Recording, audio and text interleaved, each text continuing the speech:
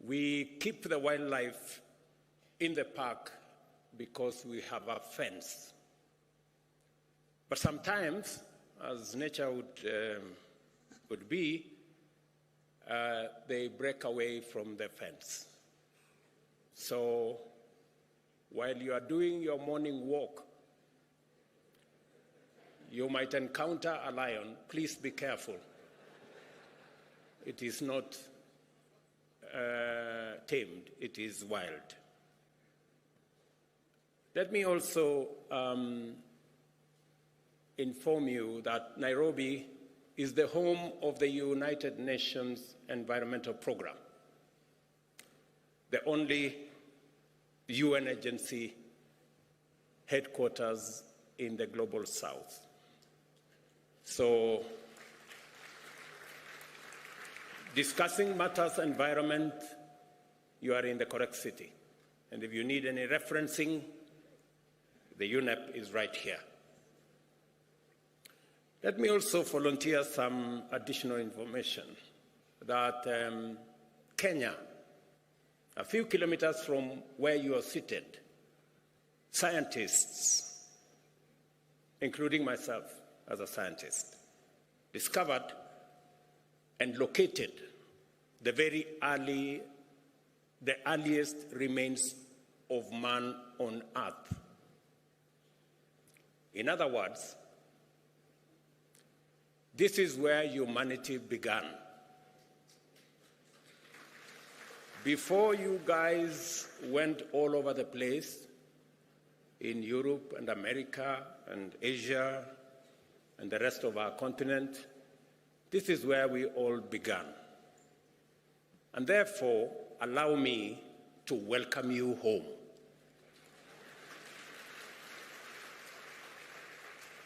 And in a few months, we are having a conversation as Kenyans. In a few months, we are seriously considering abolishing any visa requirement because it is unfair to ask anybody coming home for visa.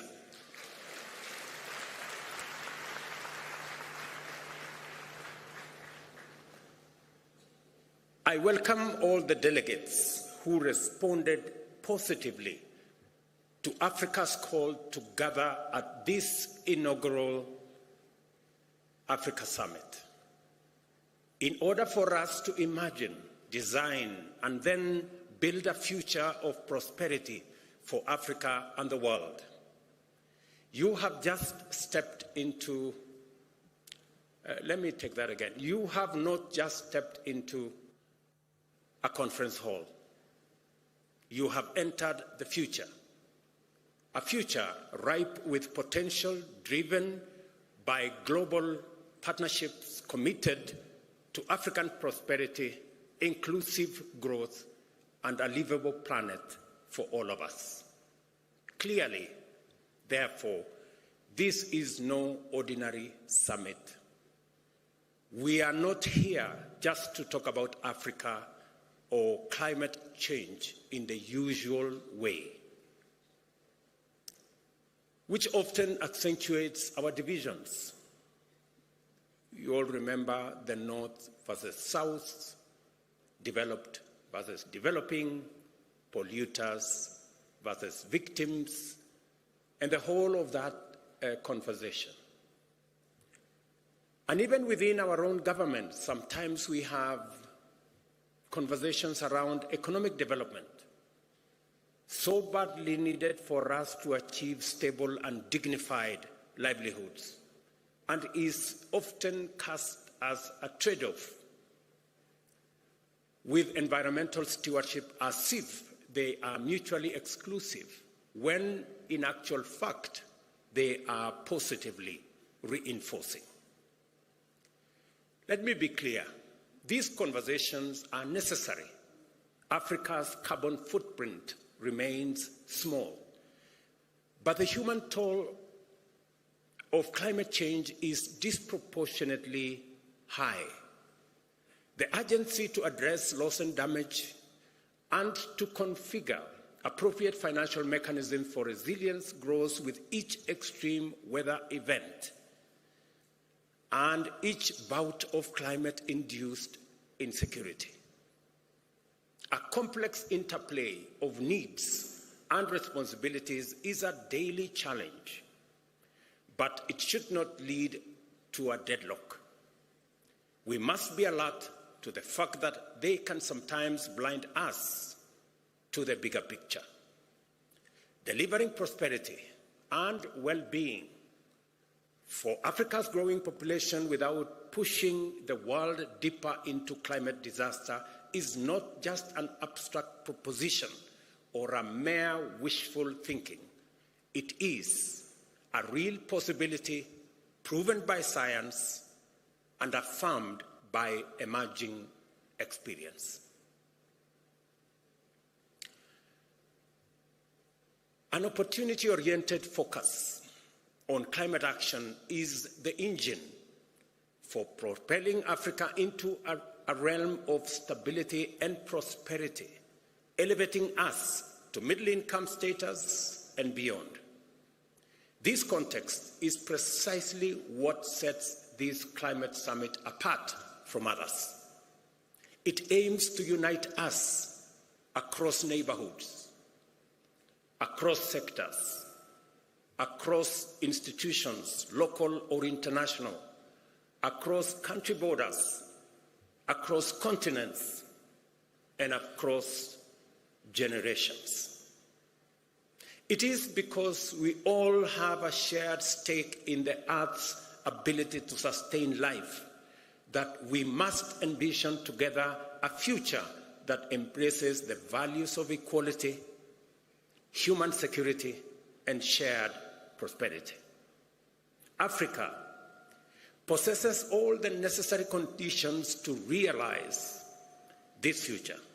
Our foremost asset is our young and growing young people and workforce, educated, skilled, and motivated to pursue industry, innovation, and enterprise. And we saw them here speak ably this morning. And I congratulate the young people who've been here for the last 3 days, and they have done a tremendous job in the Youth Summit.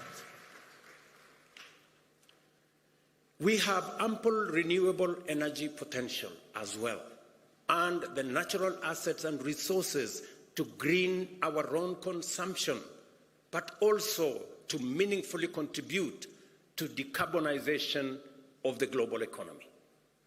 We must see in green growth not just a climate imperative, but also a fountain of multi-billion-dollar economic opportunities that Africa and the world is primed to capitalize.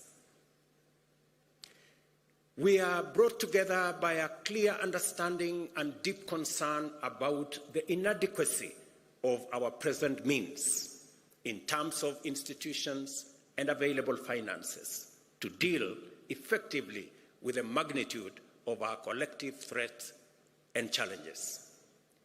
But we will not shy away from the difficult conversations and uncomfortable realities that must be addressed to achieve meaningful change. Policy, regulations, taxation, trade, and climate justice will all be scrutinized in national, regional, global contexts. Yet, the way we frame these discussions matters. I invite all of us to adopt opportunity lens as we navigate these complex dialogues. For a very long time, we have looked at this as a problem. It is time we flipped and looked at it from the other side.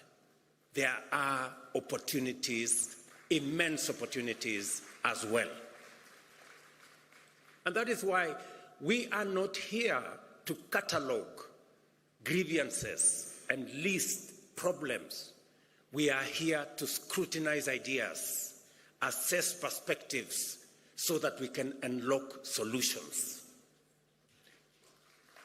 The very format of this summit has been designed to facilitate such engagement. Over the next 3 days, be ready to be challenged in this dynamic ecosystem of dialogue and discovery. African and global leaders, innovation trailblazers, experts, investors, and captains of industry are here to explore the opportunities, tackle the barriers, and scale up solutions. While I cannot encapsulate the breadth and depth of all our program within my opening remarks, allow me to outline the overarching theme, which is the unparalleled opportunity that climate action represents for Africa. As you're aware, the climate conversation began 31 years ago in 1992 in Rio de Janeiro. But this is the first African summit 31 years later. When my colleagues agreed, in the Africa Union that is, agreed to my offer to host this climate summit, it was clear to me that this inaugural summit is going to be the stepping stone to the ultimate resolution of this challenge. The reason why possibly we haven't made much progress is because Africa had not consolidated and assembled its ideas and brought them to the table. I am confident that now going forward, we have all what it takes to create a win-win outcome out of this very intense conversation about climate change. This occasion summons us to contemplate the full range of possibilities that can be unleashed by directing investment and appropriate technology to actualize our continent's abundant resource endowments. Let us look, for example, at food production and the protection and expansion of our invaluable natural carbon sinks, which stand at the intersection of our environment and ecology on one end, and economic opportunities on the other end. Since 1961, Africa has witnessed a 1/3 reduction in agricultural productivity due to climate change, a stark reminder of the urgent need for adaptation. Yet, much of the world is just waking up to the merits of restorative agriculture, a practice that already resonates with African farming practices. By building on the wealth of indigenous knowledge, we can scale, enhance, and even monetize our agricultural systems. This enables us to unlock the huge potential in our agricultural land assets, representing 2/3 of the world's uncultivated, underutilized arable land, to feed our growing populations, and to do so in harmony with our invaluable natural carbon sinks. Additionally, the restoration and expansion of Africa's natural carbon sinks are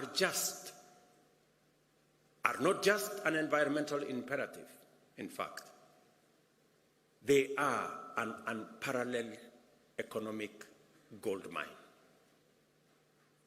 They have the potential to absorb millions of tons of CO2 annually, which should translate into billions of dollars if we were living in a fair world, improve livelihoods, and millions of opportunities across this continent.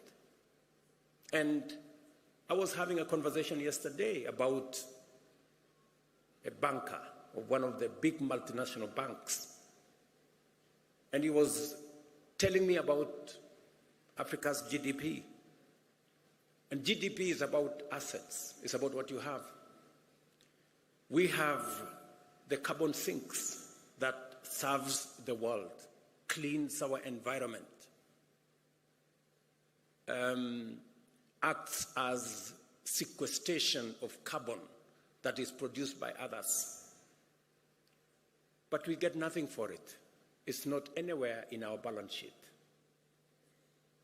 Everybody's assets are in their balance sheet. Some of ours are not in that balance sheet. The day we put our whole assets in our balance sheet, you will know that we are a very wealthy continent.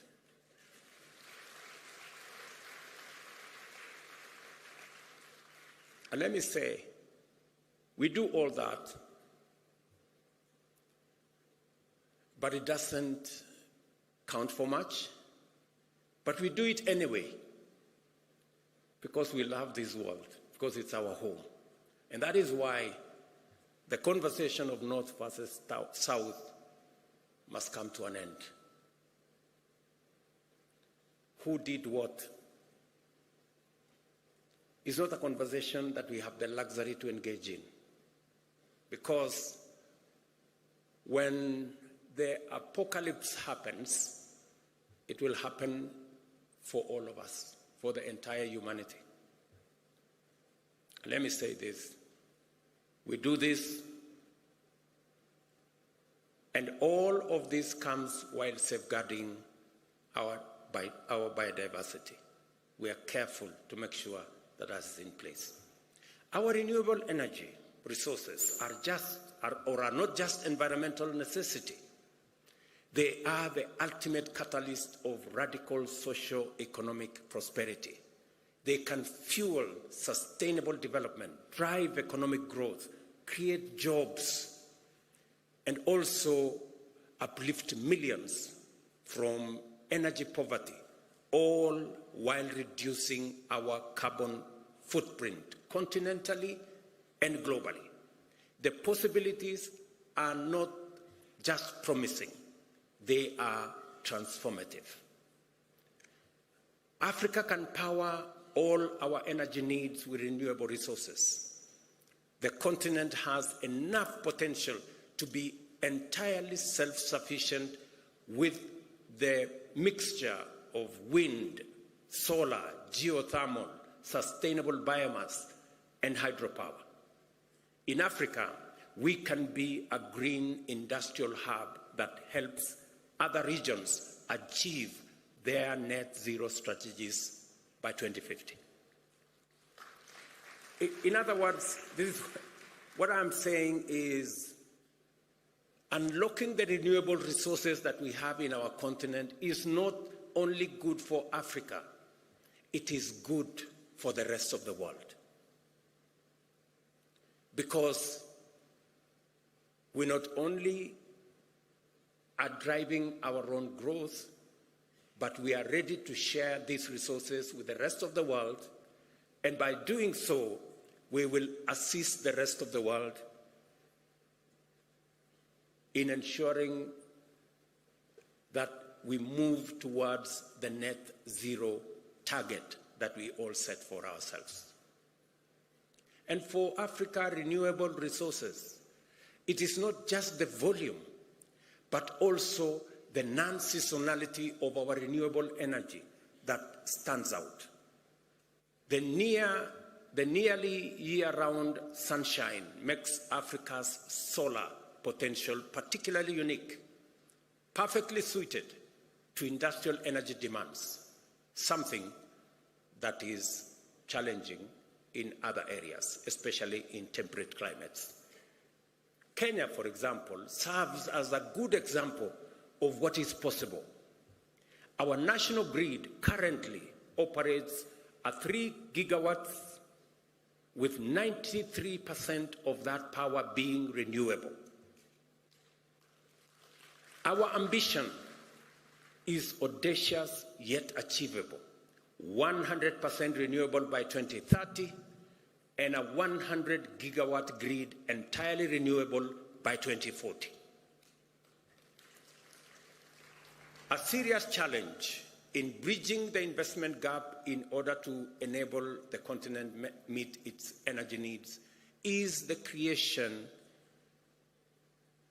of demand on sufficient scale to provide incentives for appropriate private investment in energy infrastructure development. Industrial energy at scale is therefore necessary to anchor energy demand as a means of tackling the widespread energy poverty still prevalent across our continent. The numbers are stark. Nearly 600 million Africans lack access to electricity. Another 150 million grapple with unreliable power. And almost 1 billion have no access to clean cooking energy.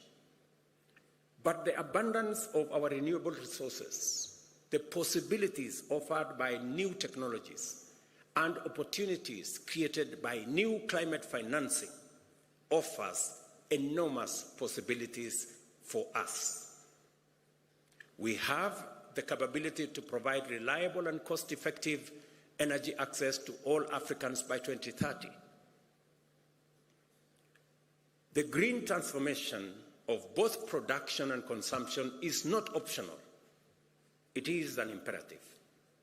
The global demand for such solution is already gaining momentum. Our strategic proximity to substantial reserves of metal and minerals necessary for the global energy transition makes Africa an attractive candidate to become a global hub in green industrial supply chain, from refining metals and minerals to constructing and assembling electric motor vehicles, batteries, and other components. Let me invite you to this unprecedented geo-economic opportunity for Africa. We are already key players in the extraction of these minerals, but much of the higher value addition, smelting, refining, assembly, and even the production of electric motor vehicles happens elsewhere. Let's put some numbers to add perspective to what I'm saying. By 2025, the mining of battery critical minerals, nickel, lithium, cobalt, is estimated to generate some $11 billion in value. However, if we take the next step and engage in value-added activities like refining these minerals into industrial-grade metals, that value could quadruple to $50 billion. And if we consider the end-to-end value chain for electric vehicles, including the battery pack and all other components, the market value skyrockets to an astonishing $7 trillion. That is a trajectory. What today we are selling for $11 billion could be $7 trillion if we engage in the right trajectory. And that is what we are saying. And that is what Madam Josefa was saying. What these figures clearly demonstrate is that Africa can no longer afford a minimalist, short-termist, raw material-based approach. The time has come for us to break out of the shackles of low ambition. We must now begin to aim higher and strive for more and better outcomes. As we work towards capturing more economic value from these opportunities, we are not just building a resilient and prosperous continent. We are also contributing to a more balanced and stable global economy. It is the only way, ladies and gentlemen, we are going to stop the migration using rickety boats from one continent to another. It is the way that we are going to stop the negativities. We need to balance our development, and we have the assets to do it, and we have the ambition to do it, and we want to do it together. Trillions of dollars globally are looking for green investment opportunities as the pressure to tackle climate change and crisis heightens. Africa holds the key to accelerating decarbonization of the global economy. It is a statement of fact. Africa holds the key to decarbonizing the global economy, whether it is industrialization, whether it's manufacturing. We are not just a continent rich in resources. We are a powerhouse of untapped potential, eager to engage and fairly compete in the global marketplace. Consider this. Every year, Africa needs to generate approximately 30 million jobs, new jobs for that matter, to accommodate its rapidly expanding workforce. These are not just numbers. They are not just statistics. These are 30 million opportunities to build our future, 30 million dreams that can be fulfilled through climate-proof avenues of growth, and 30 million steps towards shared prosperity. The examples I have shared with you are not mere statistics. They are pragmatic routes for Africa to not only participate in the global economy, but to excel and to grow. I accept that it is one thing to say what is possible, and entirely another to make it happen. For example, infrastructure is expensive. It needs finance and finely tuned policies to attract investors. It needs technical know-how and agile institutions. A major concern that we all know and we all appreciate is cost of capital in Africa, acting as a most prohibitive barrier to our progress. Private investors charge high premiums driven by both real but mostly perceived risks. It is not a secret that we are paying at least 5 times as much as advanced economies to borrow from the financial markets. It's a fact, documented. Like many of us, a few years ago, I would have believed the challenges were too great and the barriers too high. Today, I see them differently, as mere tests of our collective will and ingenuity. We should develop effective policies and regulations that catalyze investment and entrepreneurship and unleash the creativity of local business. We must transform Africa's resource wealth from mere potential into real opportunities by directing large-scale investments that will actualize the possibilities that exist and await our citizens in present and in future generations. Let's make no mistake, however, we have no choice but to approach this colossal task with clear minds and open eyes. A lot needs to happen before Africa can live up to its full potential of providing climate solutions for its citizens and to the entire world. Over the next few days, I have no doubt that African leaders seated here and our friends from elsewhere will be open, honest, and direct about what we can commit and bring to the table and the type of the collaborations we need from our global partners.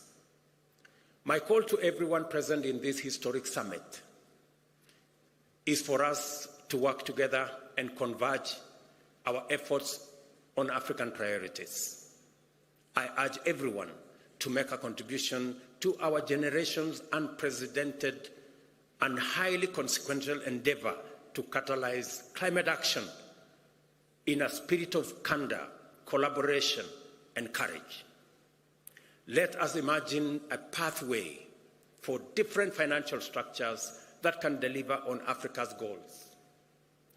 Let us commit to invest in viable solutions presented by renewable energy, green industrialization, climate-smart agriculture, and nature conservation. I am confident that we are all inspired by the possibilities before us and galvanized by the demands of this critical time to engage productively, collaborate successfully, and conclude the Africa Summit with a Nairobi Declaration on green growth and climate finance agenda that will commit us to pursue a climate-positive path to propel Africa's economy and promote job creation in a manner that limits our emissions and aids global decarbonization efforts. Excellencies, ladies and gentlemen, friends, this summit is a moment to imagine a bold and radically affirmative African future. We are here to envision a continent that links markets and connects resources with demand, unlocking massive economies of scale, a continent that offers an economic backbone for a decarbonized world, a continent that thrives and shapes climate-proof future for all. So, as we immerse ourselves into the array of complex issues during the summit, let us fix our gaze firmly upon the horizon of possibilities. The future is not just something to hope for. Neither is it something to merely wish or wait for. The future is for us to conceptualize and actualize, starting now. That is what we have come to do at the Africa Climate Summit. Welcome to the future, and I thank you.